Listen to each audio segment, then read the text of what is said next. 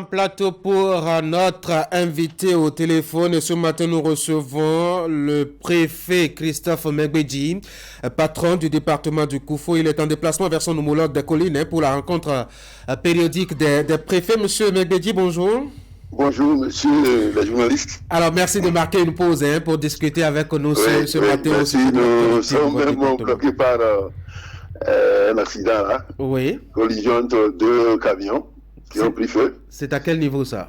On est dans la zone de Achirigbe, c'est dans la commune de... Entre Boycon, Jou et les collines là. Oui, entre Boycon et voilà. Zogbodomé. Voilà. Alors, monsieur le préfet, désolé, monsieur le préfet, la préfecture, quand la préfecture récemment s'est lancée dans une rencontre de réflexion autour du travail des enfants, engagée par la direction départementale du travail de la fonction publique, on a remarqué toute votre détermination. On sait que le phénomène, il est partout, mais il y a un aspect singulier au niveau de votre département et dans les communes que le département couvre. Il s'agit de l'utilisation des enfants dans les carrières, notamment de sable et de gravier. Comment est-ce que la lutte peut-elle aboutir dans ces conditions, monsieur le préfet? Je voudrais d'abord vous remercier pour avoir choisi de vous intéresser à un sujet qui est vraiment un sujet d'ordre, je vais dire, national. Parce que les enfants sont vraiment notre raison d'être. Et vous comprenez très bien que c'est la relève de demain. Tout à fait, oui. Nous avons le devoir, un devoir impérieux de les protéger. Oui. Assurer leur développement, leur protection, leur sécurité et faire en sorte que demain, ils soient des hommes valables. Le phénomène du travail des enfants dans le Koufou est un peu partout, je vais dire, au Bénin. Quand vous allez dans d'autres départements, les gens qui cassent les granits, les pierres pour en faire un peu dans la pour les machines de construction, ouais, c'est un peu partout les enfants qu'on utilise. Et chez moi particulièrement, les enfants sont utilisés dans les carrières.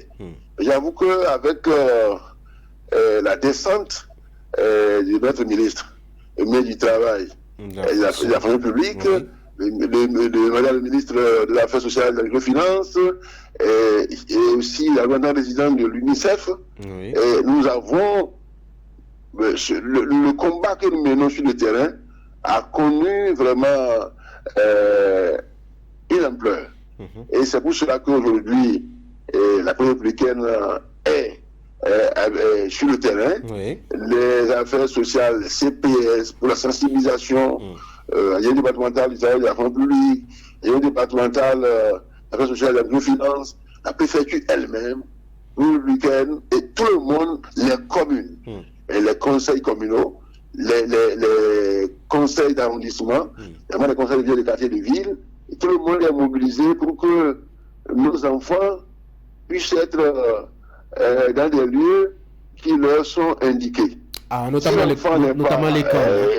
Allô? Notamment l'école. Fondamentalement à l'école, à la maison ou dans un atelier. Mais on peut le trouver dans la rue, à moins qu'il soit avec, s'il est avec un parent ou un tuteur, on peut le trouver dans la rue. Parce qu'on veut aller au marché quelque part, on va dans le commerce, c'est possible.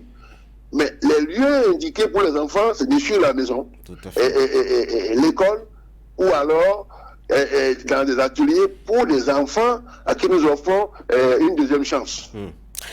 Et donc le combat, c'est un combat de tout le monde, avec le préfet en tête. Et de tous les jours d'ailleurs, mais est-ce que le phénomène il recule? Il y a aussi un autre phénomène qui frappe les enfants là-bas. On a suivi l'actualité où par vague de 10 ou de 15 parfois, ils sont convoyés vers le Nigeria pour être utilisés comme main-d'œuvre. C'est ce combat que nous menons. C'est pour cela que nous avons pris un nombre d'arrêtés.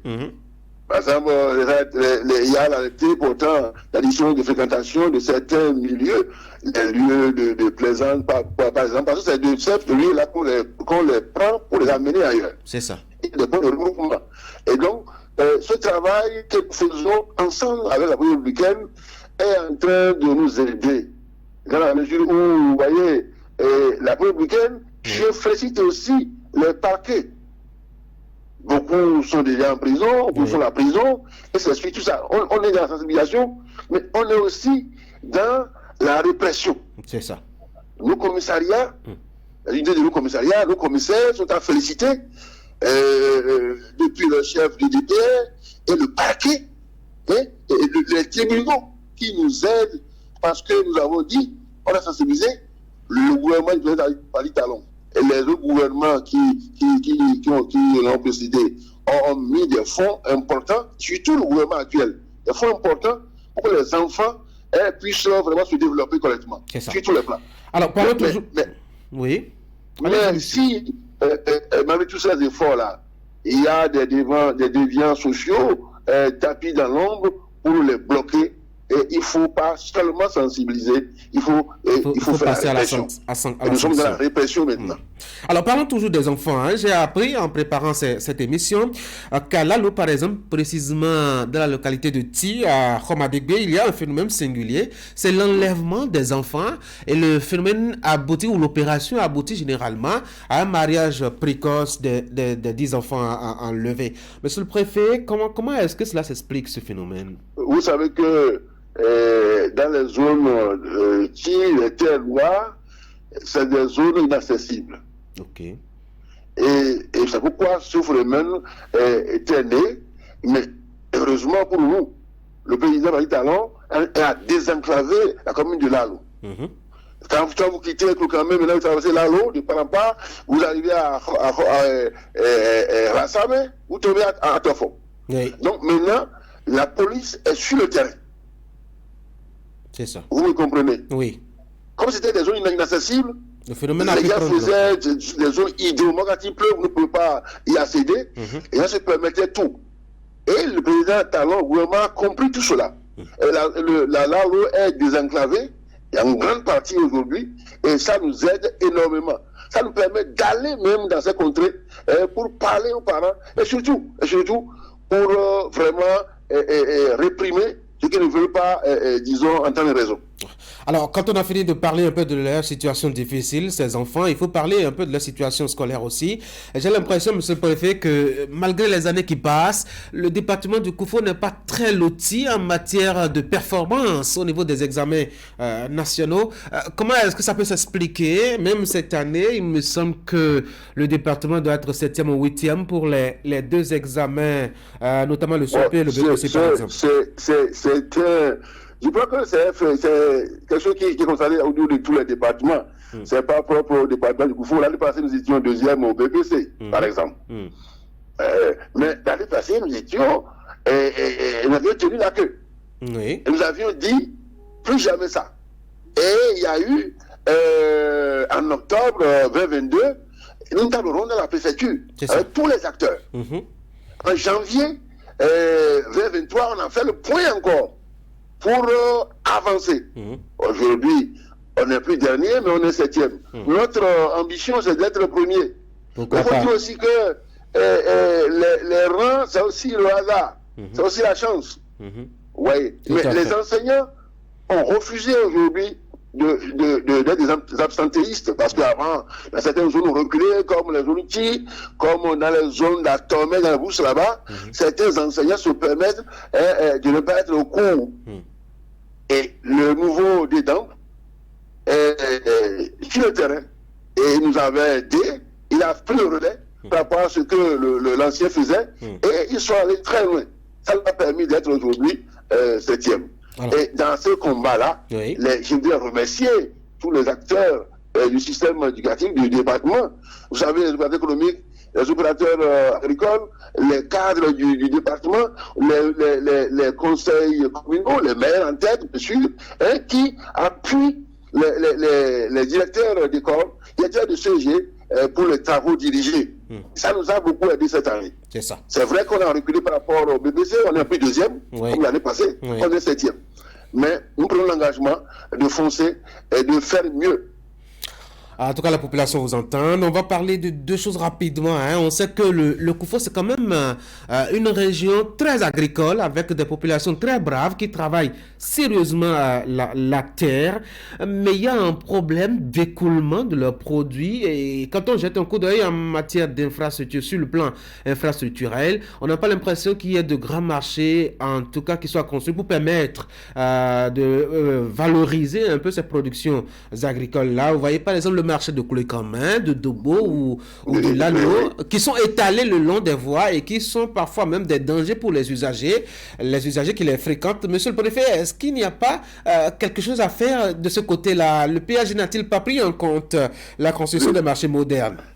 Le PAG est en marche dans le Koufo. Et comme vous le savez, il faut dire un avant de dire deux. Absolument. Et nous comprenons bien sûr nos patrons du gouvernement. 20 Talons n'a pas oublié le Koufo. Je vais vous donner un exemple. Vous avez parlé de découlement des produits. Il faut avoir des pistes en bon état. Il faut avoir des voies bitumées. Et vous avez raison de dire ça. Il y a une voie qui a été ouverte dans le Koufo ici, entre le Koufo et le Mono, dans le Grand Mono, en 69. Oui. Le premier talon, à son arrivée, en 2018, il a lancé cette voie-là. La voie Moussakoué, Ablakoué, le Kosukoué, Adjentime, le Kosa. Tout à fait, oui. Vous voyez ça? C'est déjà bitumé. Mais vous avez vu la manière dont là, l'autre de l'autre côté a été désenclavé. Ceux qui viennent chercher les produits dans le camion sont sûrs de ne pas avoir de produits avariés à Cotonou, à Porto Novo. Parce qu'il n'y a pas de panne de véhicules en route. Et tout ça, c'est bien. Mais tout n'est pas encore fait. Je suis d'accord avec vous. Par exemple, le marché. Il y a un marché régional qui est construit à Zové. Mais c'est dans le Koufo aussi. Mais aujourd'hui, le marché de Rassamé, dans l'Alo, est lancé. Parce que c'est aussi une zone de forte production agricole. Et il reste effectivement les marchés de Kouekamin, de Dogo, de Torbikin et de Diabotomé. Le gouvernement veille au grain pour que la population puisse avoir ce qu'il faut. Je suis de base. Je crois que nous ne sommes pas encore oubliés, puisque, comme je viens de le dire, il faut dire un, on va dire deux. Azové a déjà construit ce marché-là. Et Rassamé a démarré. Nous avons les terrains de sport, 3 terrains de sport qui sont déjà construits, 3 complexes sportifs qui sont construits. Et donc, pendant que nous sommes en train de parler de marché et de pistes, vous comprenez, le gouvernement a lancé la fourniture de l'eau potable à la population. Le plateau et le Koufo, si je me trompe, c'est autour de 17 milliards. C'est ça. Et les travaux ont déjà commencé dans le Koufo. Bon, vous savez, c'est comme un papa, un père de famille qui a des enfants. Il peut acheter slip pour Kodjo, et pendant qu'il achète une chemise pour Corlan. Et donc c'est comme ça qu'on fait à tous les rôles, dans tous les départements, pour que nous puissions mieux nous retrouver partout. Monsieur le préfet, vraiment merci beaucoup. C'est à moi de vous remercier. Merci beaucoup. Je vous souhaite beaucoup de courage pour la situation que vous traversez actuellement. Vous nous l'aviez soufflé. À Tchérigué, il y a eu une collision entre deux camions qui ont pris feu. J'espère qu'il y a pas... Les plus sont bloqués ici, même nos patrons, les ministres, bientôt ça va être décanté. En tout cas, on reste de cœur avec vous. Merci beaucoup. Merci beaucoup, monsieur le préfet. Je vous souhaite une bonne émission et bonne journée. À bientôt. Merci, à bientôt, oui. Mesdames et messieurs, retour à Cotonou. On va faire la revue de presse, le temps de boucler Actu Matin de ce jeudi matin.